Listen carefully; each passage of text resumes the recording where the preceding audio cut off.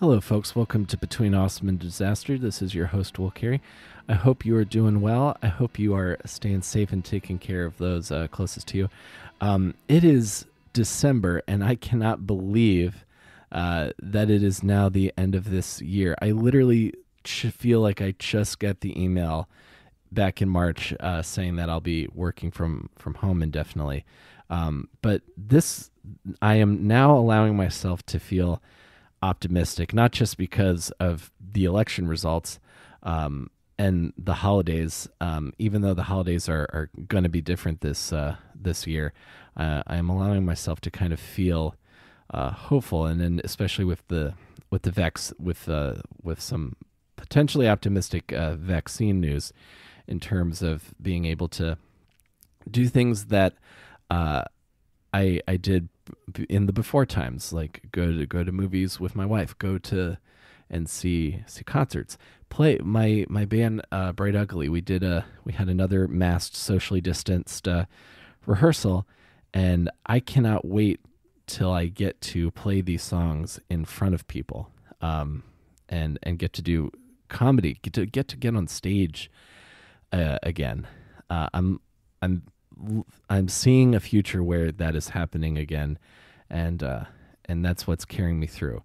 I've also been watching. I watched The Shawshank Redemption again recently, and the refrain at the end of that movie, that hope is a good thing, maybe the best of things. That's what's really carrying me through right now, and I'm really excited to get to for today's podcast. My guest on the show today is Ryan Fitz. He is the lead guitarist in the Canadian pop-punk band Bearings, who just put out an incredible new album called, I want to make sure I get this right because my short-term memory is terrible, called Hello, It's You. It's available wherever you get your music, and it's, from what I've seen, it's gotten a lot of very enthusiastic reception early on. So I would implore you to check out the new Bearings album, Hello Yutsu, because it's a really incredible pop-punk power pop album. And Ryan Fitz is the guitarist. We have a lot in common, despite there being kind of a pop-punk generation gap, because not that I'm old, but by pop-punk years, the bands that I were formative to my youth are different now. But I love all of the new stuff also. So it was really cool to get to sit to have a chat with Ryan and talk about his band, as well as because he's from Ottawa in Canada, and I have, if you don't know this, I have a history working for Canada, and I also have a lot of very close, dear friends who live in Ottawa specifically. So it's great to get to chat Canada stuff as well. Despite the fact that I am not Canadian, I am just an enthusiastic fan of our neighbors to the north. So thank you guys for listening to this. If you enjoyed this podcast and feel like you know a friend that would be interested in this as well, we are available wherever you get your podcast. We also, Between Awesome and Disaster is now available on Pandora. So any Pandora users, you can now listen to the show there as well. We are coming in on a big milestone in terms of listening numbers. So if you hear this and want to help other people discover this show, I would really appreciate that. We are available wherever you get your podcasts, and I would love to hear from you guys. If you enjoy my show, I'm on Twitter at ComicWillCarey. But let's get to my chat with Ryan Fitz of Bearings.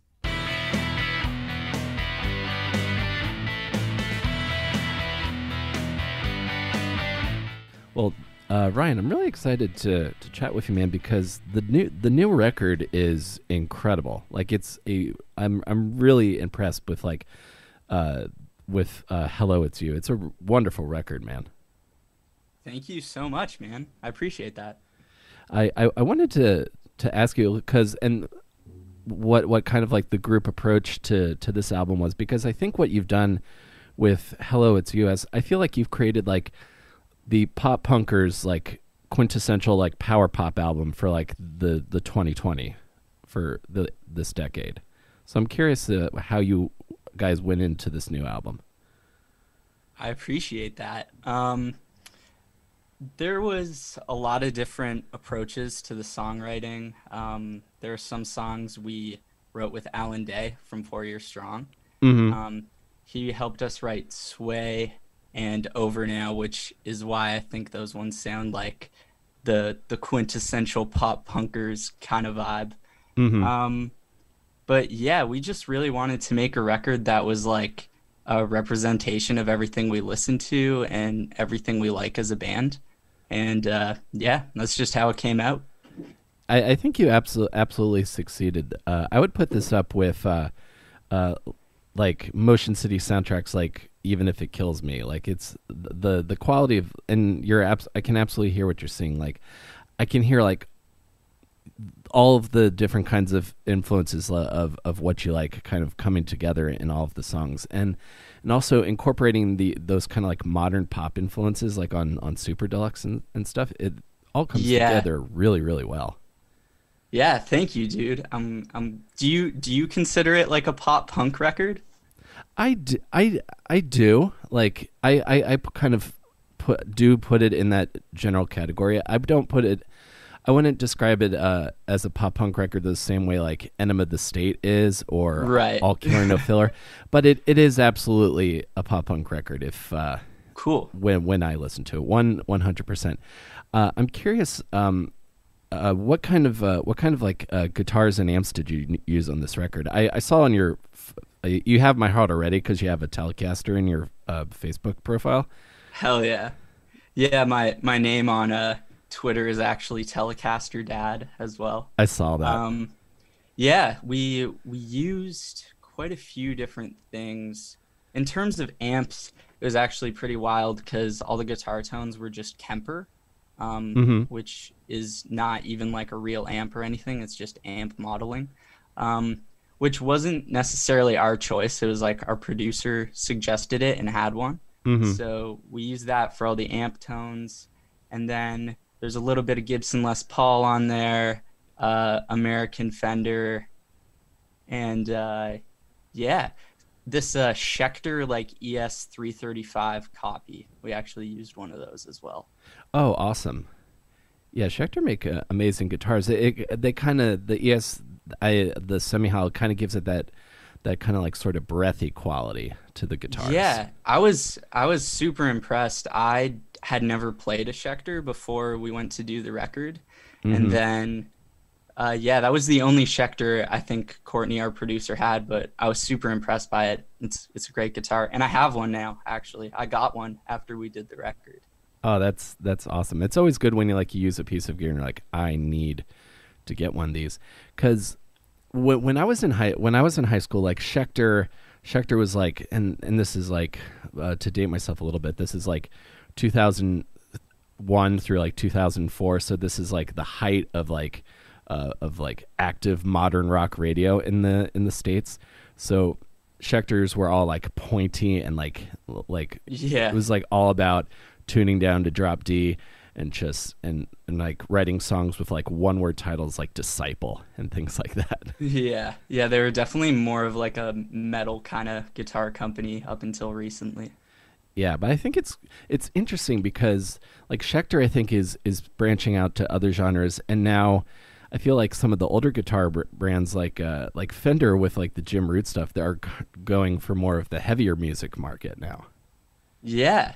Yeah, it's pretty crazy. Even like Machine Gun Kelly, he's like on top of the world right now Oh with yeah. his music. But in every video he's playing a Schecter. I think it must be like some sort of endorsement thing, but Hmm. it's cool that they're like really trying to come back and like make themselves known in like the more alt rock scene.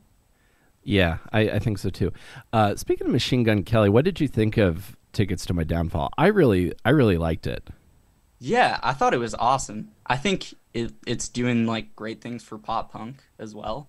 Because he's like so mainstream Hmm. and definitely in the mainstream now. It's funny. I never really liked like any of Machine Gun Kelly's stuff up until this record, but I think it's really good. Yeah, I really, really enjoyed it. I think probably my favorite song is "Forget Me Too," the one he does with Halsey. Like Yeah, she absolutely crushes doing singing like a pop punk style song. Like I Yeah, was yeah. really impressed like that. It makes me want to have other musical artists that don't do like punk or like what would be considered scene music. I want them to start experimenting in these styles because if Machine Gun Kelly can do like a great pop punk record, I imagine Mary J. Blige could cut like an excellent post hardcore album. Yeah. Like just put a bunch of like open tuned guitars and like chorus on stuff. I bet that would sound great. Yeah. I wanted to ask you. You're originally from Ottawa. Yes. Born and raised Ottawa, Ontario. So some of my like closest friends in the world. I used to work for the government of Canada a few years ago, and some of my closest friends in the world are from Ottawa. Oh, no way. Are Yeah. you're like a Canadian citizen then? No, my job had to be filled by an American at the time, so it was kind of it's a really it was a really interesting time. Cool. But I have a love for all things Canada and Canada specifically. I'm curious, how did pop punk make its way to Ottawa when you were growing up? What was your first exposure to it? I mean, I don't even know. I guess like we were Sharks. They're from Ottawa.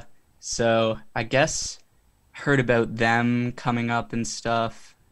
But I just found out about pop punk through the internet mostly, I would say. Mm-hmm. And like Seaway, they're another Canadian band, and me and all my friends loved them in high school. Still love them, and like Bearings plays shows with them now and stuff, which is super sick.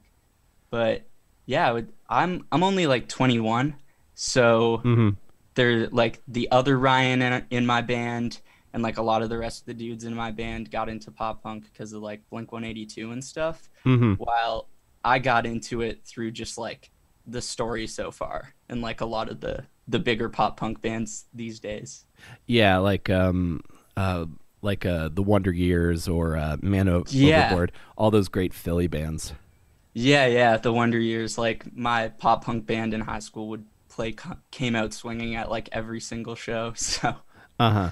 Oh, that's such a great song. Like whenever the weather gets a little cooler, the first song I play is Hoodie Weather by the Wonder Years. hell yeah. So, Yeah, they're a great band. yeah, a fantastic band. I don't know if you saw their Halloween live stream they did, but they like split into two different bands, two different three pieces, and did different Blink 182 cover sets before doing an original set, and it was incredible, man. Yeah, I saw like posts about it and stuff. I wish I actually watched it, but that's sick. That's a great I idea. imagine it'll exist somewhere. So growing up in Ottawa, I know Ottawa's generally made fun of a lot, but I've enjoyed my time there every time I've been. I had the best croque madame of my life at a place in Ottawa. So growing up, but Ottawa's generally considered kind of like, I guess, like small town, even though it's the capital of Canada. Yeah. Yeah, a lot of people like when you're in the States and you mention Canada, they just know like Toronto or like Hmm. Vancouver. So yeah, definitely considered more of a smaller place, and it has a small town vibe for sure. Hmm.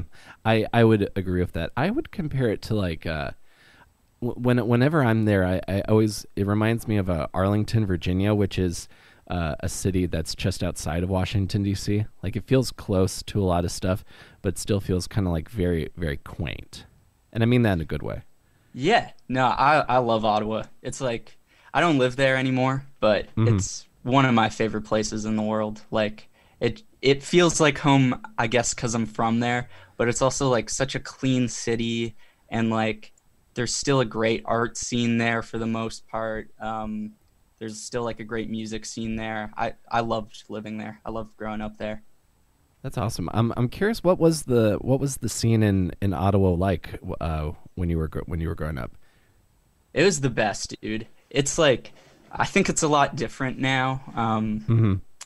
There's not like as many people starting bands, and it's hard to even say what's going on there now because of COVID and no shows going on. Right. But yeah, it was awesome. There's this venue that Bearings played when I was a kid, and my old band played called Askapunk, and it was like this house venue in Nepean which is kind of like um, not it's like 20 minutes from downtown, kind of the suburbs, Hmm. and it was such a great venue, right down the street from the college, and like huge bands would come through there sometimes. Like Let Live played there, and there Hmm. was just like 200 people packed into this basement, and yeah, the community's awesome. Everyone's friends. It's the best.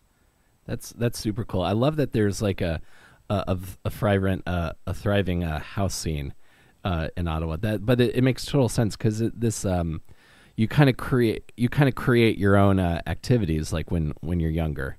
Um, if there's nothing around immediately happening, you just kind of do it. That's been my working doctoral thesis for pop punk is that kind of like suburban boredom creates a thriving creative community. Yeah, 100%. And was your did you like grow up in a musical house when you were younger? No, like not at all actually. It's kind of weird. I don't even know like what made my parents like expose me to music as much as they did. Mm-hmm. But I remember like coming home from school one day in kindergarten, and my dad showed me like AC/DC Back in Black on vinyl, Mm-hmm. and like I think that was my first real experience like sitting down and listening to a record. Um, but yeah, no one in my family like plays instruments or anything. I just like watched School of Rock a lot when I was a kid, listened Uh-huh. to AC/DC, and was like, I want to be a guitar player. Here we are. We are not too far off, my friend, because AC/DC for me when it came to like my dad's generation, they stuck with me as well because to me they were like the most punk of that era because like their songs are like very super catchy, not terribly hard to pick up and figure out, and it's just a bunch of like three chord magic.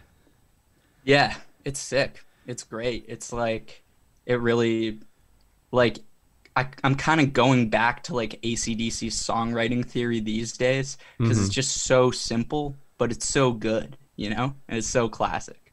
Yeah, absolutely. It's completely effective. I also think I don't think Malcolm Young was recognized for how important he was to the sound of AC/DC because I remember reading like some like guitar articles about him in interviews. So he'd have that Gretsch guitar and then he would like crank the volume, but the gain is not that high. It's like at like 3 or 4, and that's like where he's creating the tone and he's like really just digging into the bridge when he played.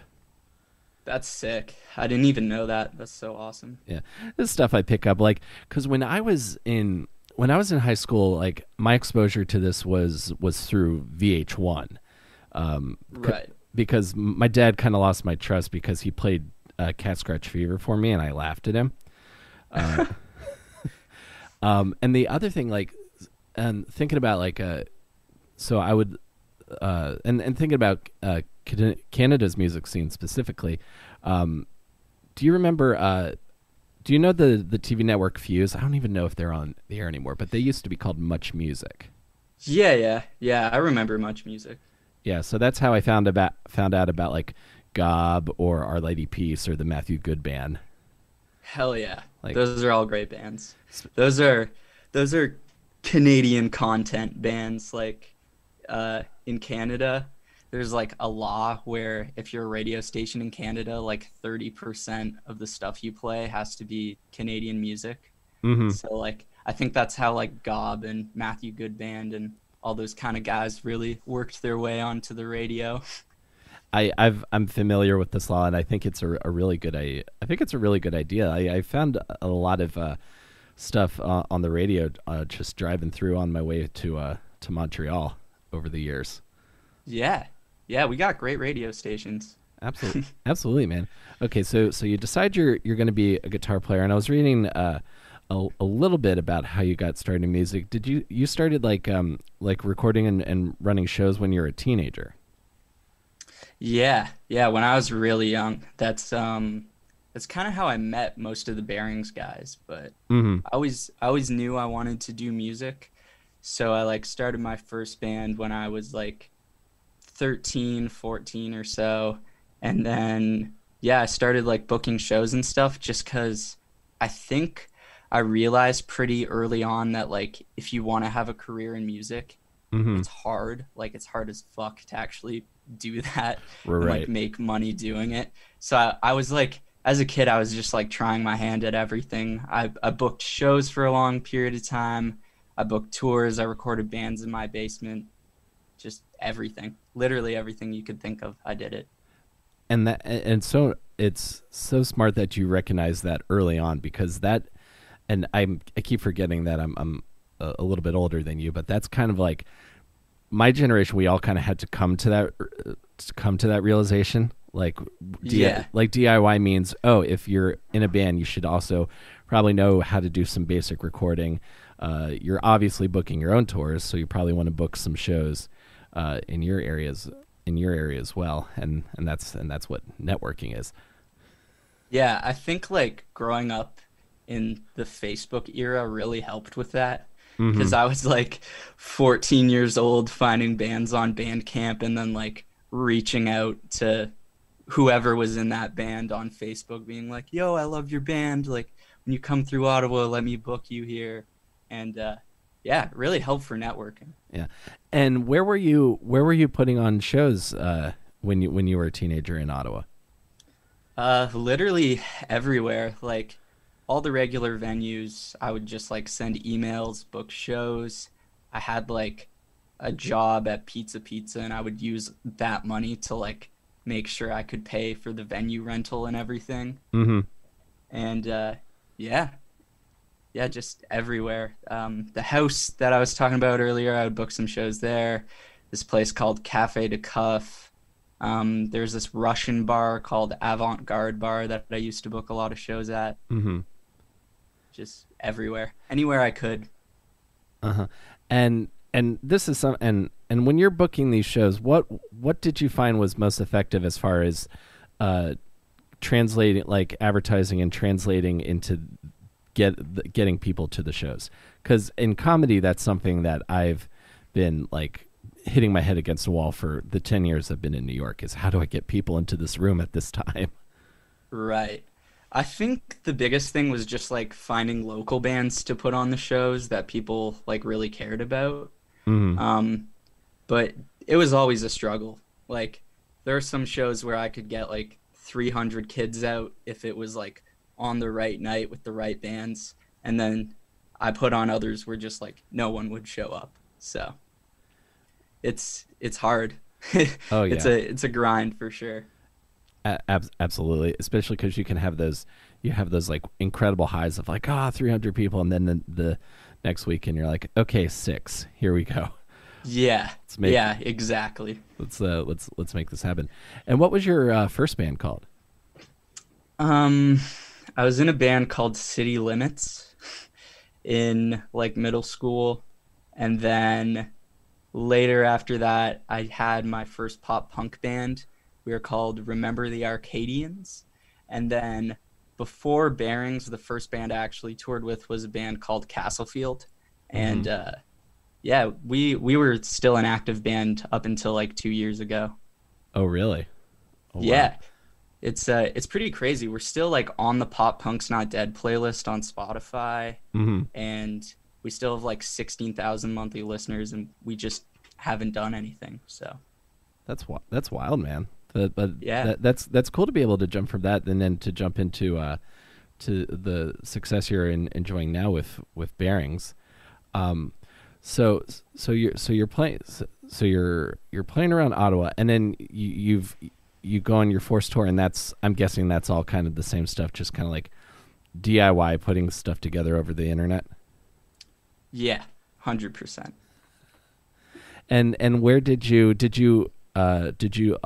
go travel all through Canada? Did you ever play the States?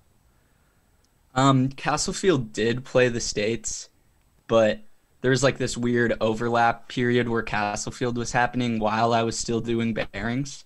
So Castlefield's first US tour was actually a month after my first tour with Bearings in the States. Um, our first US tour. But Hmm. yeah, when we were starting, it was just like mostly Ontario.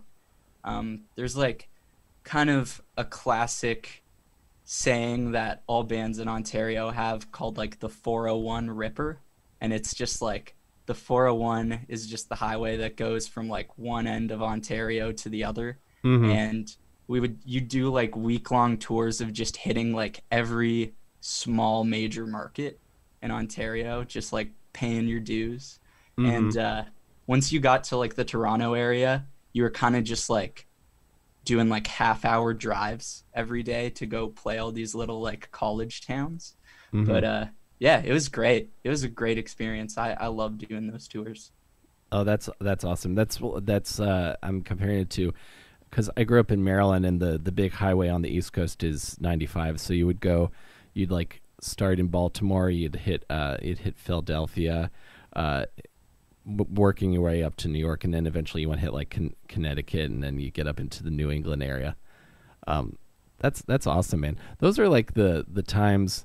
Those are like the super exciting times because it's like all so like new, and it's Yeah. everything. It's everything that you've probably been reading about and dreaming about Yeah. up until that point. That's killer, man. I also wanted to ask you, and this can apply to either Castlefield or Bearings. Uh, are you primarily the lead? You're the lead guitarist in those bands? In Castlefield, I actually sang and played rhythm guitar. Hmm. And then in Bearings, yeah, I play lead guitar. I wanted to ask you because that one of my other projects during quarantine has been to try to get my lead chops up to snuff. Not that Bearings does like super like grab the Floyd Rose and like shake it up and down Yeah. kind of solos. I can't do that. I can't do that stuff. I can't really either. I can do one like I can tap. I can do like the crazy tapping as long as I don't have to move on to different strings. Oh yeah. I can, but that's about all I can get. And then of course like little uh, pentatonic things. But I wanted to ask you about your approach to melody with Bearings specifically, because even though like you don't there's not shredding, all of the fills are really like coming together to like kind of like build the song and make it into this like huge like lush tapestry. Hell yeah. I appreciate that. Um, yeah, dude, I don't even really know. Like the leads just kind of come to me naturally. A lot of the stuff on Hello It's You is just me sitting there with the producer, just like noodling around until I found something that worked for me. Hmm. And then we would just kind of bounce ideas off of each other to make sure it was something that served the song. But yeah, I'm not at all about being like a flashy guitar player. I Hmm. just kind of like doing what serves the song, you know? Yeah, absolutely. I that's kind of like all of my favorite lead is that because you just need like a simple little like da da da da da to get into to people's heads. And in the band I'm in now, I'm actually playing bass, but I don't. My favorite thing is just to like chug really low on the E and then just and headbang. That's like the exciting part of the show for me. Yeah. Dude, playing bass is so much fun. Hmm. Yeah, it really is. Like I remember, and I'll date myself again, thinking bass was like the coolest instrument because I had like Blink 182's DVDs back when bands did DVDs, and I would Mhm. like watch Mark Hoppus play the intro to Carousel, like, Oh yeah, and then so sick. so sick. And then when he would start like strumming super fast, like that became my idea of what good bass playing of what cool bass playing is. Yeah, that is cool bass playing. I friggin' agree. Yeah, and when you started playing guitar, what were your early heroes like other pop punk people, or were you? I know you're saying you listened to AC/DC. Who were your other guys for guitar? Um, Man, I don't even really know because, yeah, like I became a pop punk kid at maybe like 13 or 14. And early on, I was actually just like doing acoustic covers of stuff I heard on the radio, like Mm-hmm. really mainstream shit, Uh huh. like John Mayer and, man, I don't even know, like Incubus. Um, just like, yeah, just really generic stuff. I would just sit in my room with my acoustic guitar on Ultimate Guitar with the chord sheets and the lyrics, and I would just play along to that kind of stuff. Mm-hmm. Um, but yeah, I guess I didn't really have too many heroes in terms of like actual guitarists, which is probably why I like am not too infatuated with the whole like crazy shredding Floyd Rose stuff, like you Mm-hmm. said. I'm just Yeah. like I just grew up like listening to bands like Boston and even Nickelback, just stuff like that. Mm-hmm. Well, those guys are yeah, like those bands. I like them because they're all about the song Yeah. and servicing the song. Uh, Absolutely, yeah. Boston. I was talking about like early recording super geniuses. Like I was reading an interview with Tom. I think is the main guy in Boston, and all of this like early like stuff that you can all do in Pro Tools now, but he like built all of this stuff in the '70s, like all of this like crazy multi-track recording. Right. Yeah, that's crazy to like, man, I even think about Pro Tools now and I'm just like, it's crazy that this is a thing that exists. Like, it even seems ahead of its time for right now. Like, it's amazing. Oh yeah, like I just learned what amp sims were this year because I like have become like in love with tune track and like easy keys and all these different like the possibilities of like all these sounds you can futz around with is super mind blowing to me. The other thing I think about and especially when it comes to live shows is you don't need an amp anymore when you play. You can just basically plug like the Kemper or like Podgo, or they have these like tiny amps that fit on pedal boards now. Yeah. Yeah, that stuff's crazy. Yeah, because I remember being in high school and we were all of the local bands. We were all trying to like we all wanted to like half stacks or something. I think I still have like a Line 6 half stack in my mom's house somewhere. But talking to Kevin and Nick from Hit the Lights, you do a couple warp tours where you've got to drag a 4x12 through a muddy campground. You're like, maybe combo amps have a purpose. Yeah, for sure. I don't know. I have like, even though we did this record with Kemper, Mm-hmm. I think that sounds great for recording and stuff. And I'm such an amp sim guy. I love amp sims when I'm recording. Mm-hmm. But every time I've watched a band live who has like a Kemper, like an Axe Effects or something, I Mm-hmm. think it sounds terrible. Like I'm so analog when it comes to live stuff. Like Mm-hmm. it should just be your head into your 4x12 and just pushing, like having the signal actually being physically pushed out of the speakers, I think just adds a lot to the sound. Oh, I absolutely agree. Like it's something to like feeling like actually you can actually like feel the sound waves Yeah, like when you're on yeah, stage definitely. and the crowd can hear it. So is that what you use in bearings now? You use the Telecaster and do like a 4x12 or something like that. Yeah, it depends like what tour we're on. Usually we like share cabs with other bands. Um, and yeah, it's usually just like my telly into a multi effects board. I do think the effects are there for digital stuff. Mm-hmm. But yeah, telly into an effects board, and then I still use the distortion and everything on like my orange dual terror, and Mm-hmm. then that just goes into a 4x12. Nice.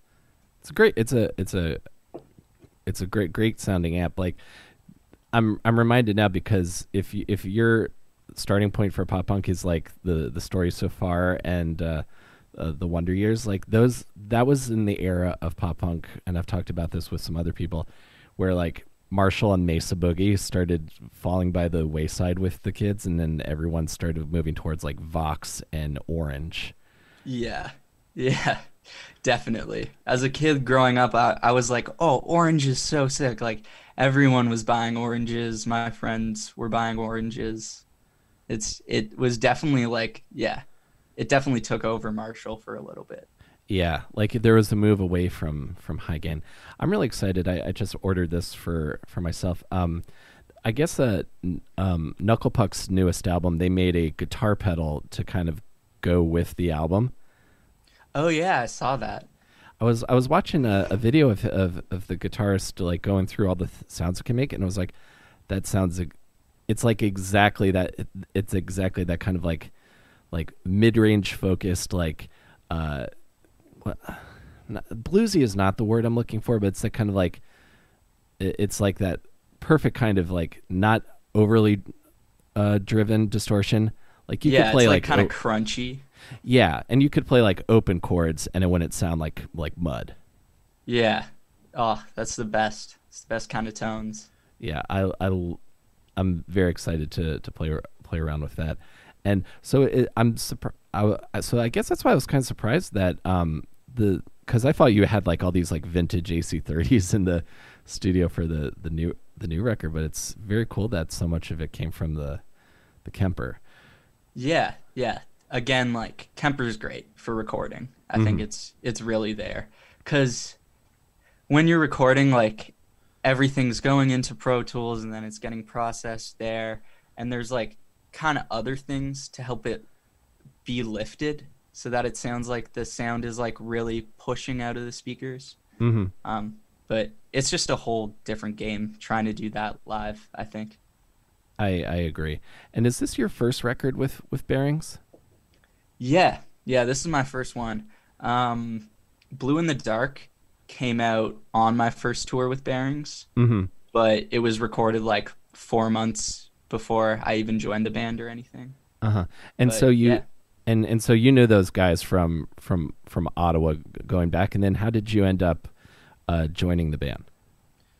yeah, we just like I used to book them on shows and stuff when I was putting on shows in Ottawa, and even because I'm the youngest in the band, I'm 21. Our drummer's like 22, and then so I guess when I was in late high school, they were in college. So in a way, I guess I like kind of looked up to Bearings. I was like, damn, this band's doing it. Like they're going on tour and stuff. And then they just had like a lot of bad luck with finding a lead guitarist that worked for the band. And then yeah, this tour came about and they were looking for someone, and we had just been friends for so long that it just like made sense for me to come along for that tour. And then I've just been with them ever since. Gotcha. That's cool, man. It's cool to be able to join like a band that you've enjoyed and worked with for so many years. That's got to be a cool feeling. Yeah. Yeah, no, it was a super cool feeling. That first tour was like, I mean, every tour is still surreal. It feels good. Yeah. And was that the one with 4 Years Strong? That was the one. I've done a 4 Year Strong one. I did the acoustic shows with 4 Year Strong. But my first tour with the band was Like Pacific, and Rome co-headliner. Ah, cool. And where did that tour take you? That was full US. So it started in, damn, I don't even remember. It started like Indianapolis, Boston kind of area, I think. And then kind of went all the way down to Florida, California, and then just like looped back around. And then the last day was in Canada. Excellent. So you haven't gotten to play like New York or much of the East Coast yet? Yeah, we have. Okay, cool. Yeah, that tour was, I think maybe a year and a half ago, or maybe 2 years. But I've done that one, like Pacific and Rome co-headliner. I've done acoustic shows with 4 Year Strong, Europe with Set It Off, full US with Grayscale, and then Sleep on It, which got cut short because of COVID. Oh, so you were oh wow, so you were actually on the road when COVID hit. Yes. What an experience that was. I've heard from a couple people. Tom May, I think they were in New Zealand when it hit. Lips from Anvil were in Europe, and they basically got like the last flight out. Really? That's Yeah. crazy. Yeah, like some of the stories I've heard are insane. Yeah.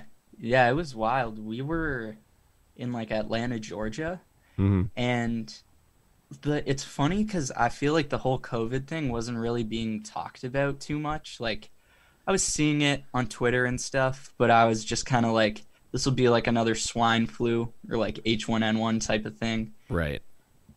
And then we had an off day after Atlanta, and we were driving up to Columbus because the tour was routed really weird. Um, and then yeah, we started getting all these texts that like Columbus is canceled tomorrow, and now California is canceled, and that's halfway through the tour, and just all this random stuff. And then it was just like we were on our way back home, and we all thought it was kind of gonna be like, okay, we'll be home for like a week or two, and then as Hmm. soon as this blows over, like we'll come back to the States and do the California shows or whatever. And that certainly isn't what happened. But No, I know exactly what you mean. My band, we were going to play our first three shows in March, and then they just got canceled one by one by one. I was supposed to go to LA for the first time for my day job. That all got slowly got canceled, and then I got the email like, okay, you can just work from home until whenever. yeah, I certainly did not. I was certainly hoping that this still wouldn't be the case by the time the holidays hit, but here we are. yeah, here we are. And who knows how much longer it'll be. It looks like there's somewhat of an end in sight with Yeah, them finding vaccines and all that. But yeah. I'm starting to feel a little more uh, optimistic. I've been feeling optimistic the whole last month because I had plans. Those my friends I was telling you about that all live in Ottawa. They were the guys that were going to take me and my wife in if Trump won again. oh, wow. I don't know how real her plans were, how real my plans were, but hers seemed pretty serious. Hell yeah. Um, Come on up. yeah. Well, I've also spent like, and I don't mean to harp on Canada too much. It's just I very rarely get to talk about my love for Canada. Um, I've also spent a great deal of time in St. John's in Newfoundland, and that's a pretty beautiful area. Yeah, the East Coast is awesome. Unfortunately, like not a lot of tours really go out there because Hmm. there's not too much of a music scene. But my sister went to school there and stuff, so I've been out there a bunch of times and love it. Love the East Coast. Yeah, like I saw lots of advertisements for like local festivals. So or like local like singer songwriter uh, Yeah, kind of stuff. Which yeah, that like all that music that gets made by people who live by the sea, I always kind of like relate to. Like it kind of connects with me in some bizarre way. cool. Yeah, it's dope. Yeah. And how long was and when did you start recording the most recent record? Did it start before COVID hit, and then did you just decide where you're going to put the record out anyway, despite the pandemic? Yeah, we actually recorded the record in January, in LA. So Uh we were huh. there for an entire month, and then there was like the initial plan was that it would get released in July, Mm-hmm. and then we were like, okay, like let's push it back a little bit so that we can put it out when touring comes back.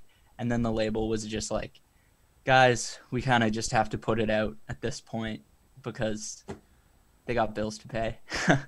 um, Totally.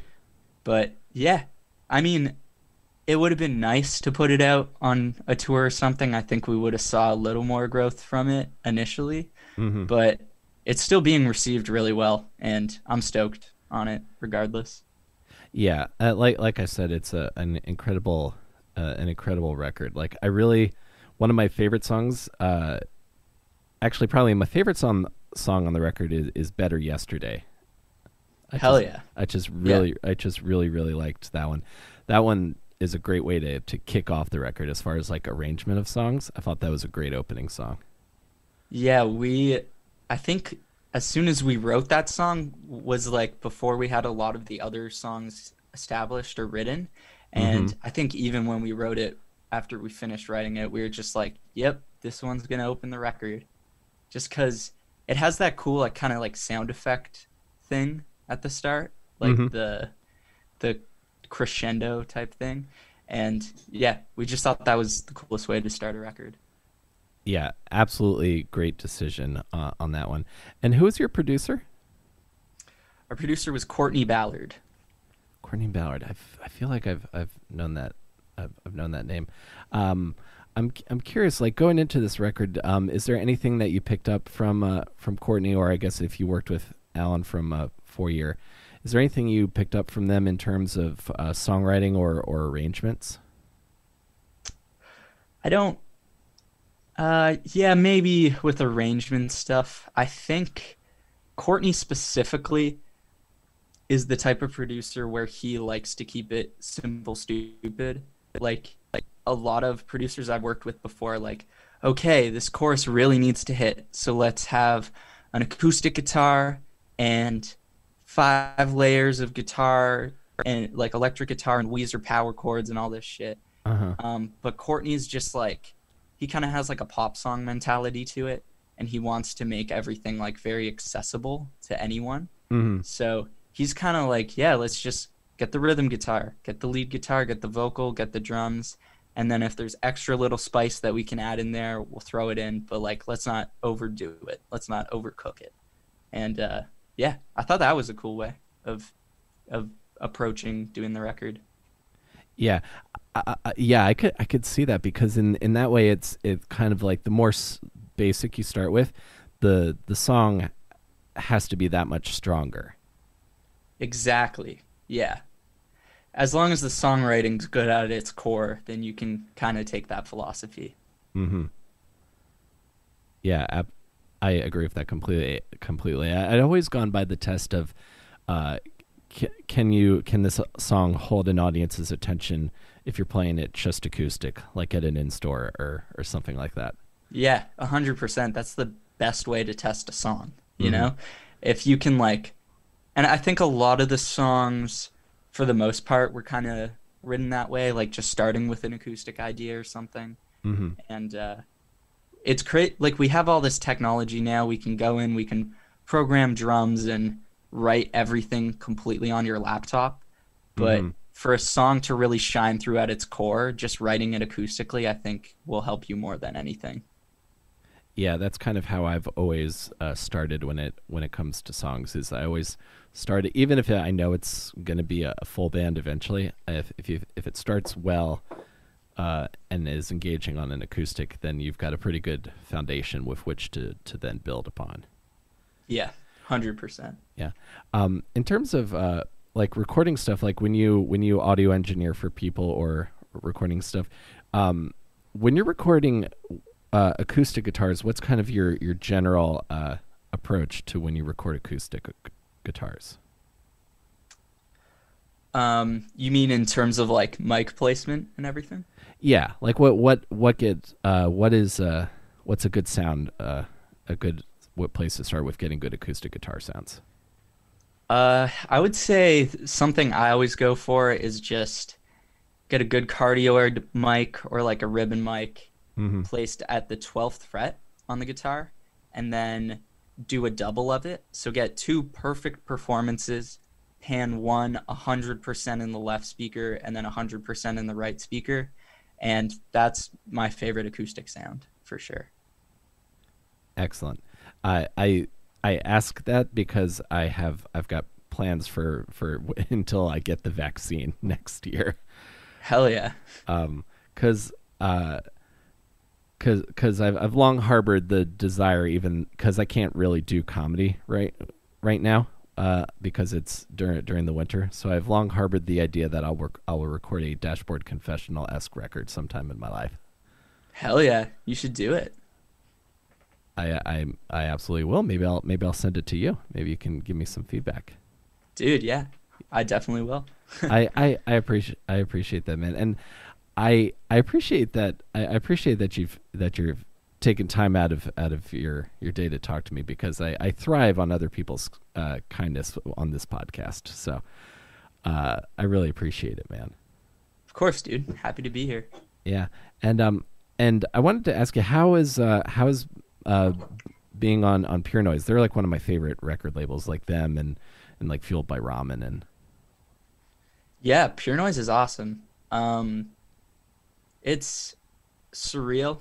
Like I still think it's crazy that I'm in a band that's on Pure Noise uh-huh. because like I said, like my early introductions to pop punk were like Stories So Far Mm-hmm. and 4 Year Strong and all these bands that like we're label mates with, or even Alan from 4 Year, like we wrote with him and stuff. But yeah, they're a great label. They're a small team, but they know what works, and everyone who works there is great. And we know quite a few of them on a personal level, so whenever we're in LA, we just Mm-hmm. hang out as friends. And yeah, no, it's a great label. Love it. That's great, man. Um, I'm trying to think of other bands from like that scene. Like I think do you know the band from like the Philly area, Goalkeeper? They just put out a really great EP called Life in Slow Motion. Yeah, I think they opened one of our shows on the Sleep On It tour. But yeah, they're a cool band. I was hoping you'd say that because I think like a Bearings Goalkeeper tour post pandemic, I would love to see that show personally. Yeah, potentially. That could be sick. That's awesome, man. And what do you and the band want to do in the future? Like, what are your plans for when shows are able to happen again, or do you want to do like live stream stuff before then? Yeah. Not sure if I can talk about it, but I will. Well, yeah, There I don't want to get you in trouble or anything. no, get me in trouble, it's fine. There's talks about a live stream, whether it happens or not, I'm not sure. But there's talks about doing that. And yeah, we're doing some of our own podcast type stuff. Oh, cool. And three of the guys in our band all do like Twitch stream like super regularly. Hmm. Like I think literally on any given night, if you wanted to watch a Bearings member play video games, there's a link for it somewhere. Uh, So they like Twitch stream religiously, which I think helps with the fan interaction and everything. Um, hmm. but yeah, we're just trying to like use social media and everything to like stay connected with the fans as much as possible. Yeah, because that's what's gonna that connection that is what's gonna I think help when the time comes for us to want to hear those songs live and in person. Yeah. Hopefully sooner rather than later we That can play them in person. that's my hope too, because like some shows, like some genres of music, I think you could do now outside and socially distanced, or you could do in cars. But I feel like for pop punk or other styles, you really need to be able to like press up against other people and like Yeah. feel that kind of Yeah. interaction. We've talked about like doing the drive-in shows and stuff, Hmm. and I think if it gets to a point where this is lasting even longer than anticipating, maybe we'll do something like that. But I I'm willing to wait to play to a room full of people who are standing less than 6 feet from each other than play a drive-in show or whatever. I don't know. Yeah, But I know what you mean. It's like a completely it's there's nothing like that rush that comes from yeah, like yeah, watching people interact with your music. 100%. I'm willing to treat this as a complete detox from that so that when it comes back it's like as special as it used to be. Absolutely, man. Um, Dude, this has been fantastic. I've really enjoyed getting to chat with you. So the new record, Hello to You, is out now, and you're also I saw you are going to be booking some audio engineering early next year as well. Yeah, it's actually like that's just what I'm doing for work right now. Hmm. Since we're not on tour or anything and I have nothing else to do. Yeah, I actually have a couple projects booked. I just did one last weekend. I have some more stuff booked in December. January's completely booked up for me, so it's been good. Awesome, man. It's good that you're able to continue to still be creative, even without the lifeblood of tour and the live show. Yeah. Yeah, it's been somewhat nice because in terms of creativity, there's a lot more room for it when you're like engineering and helping bands with their songs and stuff than when you're just on tour playing shows every day. They're like two completely different beasts. Mm-hmm. Like thinking about a song in terms of the live context, and then in terms of recording it. Is there something that you find yourself telling bands a lot when you get into the studio? Yeah, I think just trimming the fat for the most part. Mm-hmm. A lot of people like write songs as they are and then think that like they can't tweak it or they can't change too much before they go into recording. But the number one thing when a band comes in and we're doing pre-production or something, or a solo artist or whatever, is just like, all right, this song's like 6 minutes long. Maybe the intro doesn't need to be 2 minutes of that, you know? Yeah, that's definitely a problem I had in high school. I think my high school band, we had a 7-minute long song on our demo, and Yeah. it did not need to be that long. Yeah.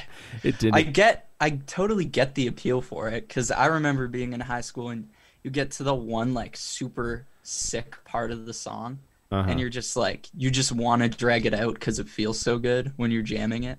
Mm-hmm. But in reality, everyone else is just kind of like, all right, is this over yet?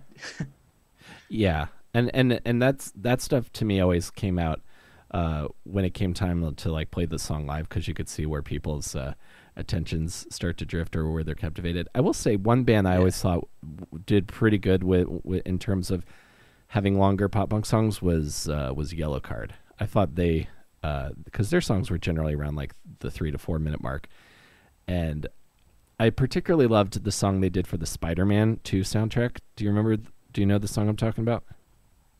I don't think so. It is a treat, sir. I am so much older than you. I'm realizing. I mean, I'm also not much of a movie guy. I'm always the last one to see any movie that's popular, so maybe that contributes to it a little bit. Well, so I'll tell you so you can, and it's a pretty easy song to find. They Yellow Card did a song called "Gifts and Curses" for Spider-Man 2, and not only are the lyrics great, but it has this like 2 minute long like slow instrumental piano build before it goes back into the third chorus. That song, that I always thought was pretty cool. But I do agree with you in that generally I'm trying to be conscious about keeping the parts minimal. Maybe like we don't need to play the main riff 4 times before we go back into the second verse. Maybe we can just go chorus into the second verse. Yeah, 100%. Yeah. Well, dude, this has been fantastic. I hope that this has been a pleasant conversation for you. I've really enjoyed getting to chat with you, man. And I love the new record. And is there anything else we can plug before we get out here? I don't think so. Just thank you for having me, dude. I really appreciate it. Dude, and anytime you want to come back, like when tours are happening again, or if anyone else in the band wants to chat with me, I'd love to have them. Yeah, hell yeah. Awesome, man. Well, thank you so much, Ryan. I really appreciate it. Of course, anytime. Awesome.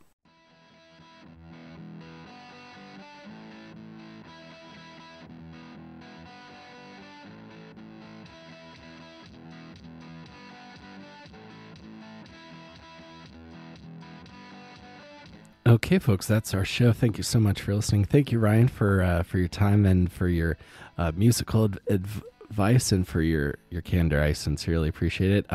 If you guys haven't checked out the new Bearings album, hello to you. Definitely listen to that wherever you get your music. The songs are so incredibly catchy, and I've been listening to it pretty much constantly since it came out, and I just continue to enjoy it and find new things in the songs that I enjoy. So can't wait to see that band live when they come through New York City in the aftertime. So that's our show. Thank you guys so much for being here.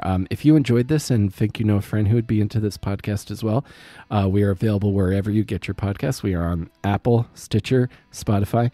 We're on Amazon Music. And as of today, you can also listen to us on Pandora as well. If anyone uses Pandora, you can check out Between Awesome and Disaster as well. You can also get a a free month off of your Stitcher premium subscription. If you go to Stitcher.com/premium and use the promo code AWESOME, you'll get the first month of your Stitcher premium subscription free, and you'll be supporting the show as well. I also want to give a shout out to my supporter on Patreon at the awesome producer level, Meredith Mooney. Thank you so much for your support. I sincerely appreciate it. If you guys are curious, you can go to patreon.com/awesomedisaster.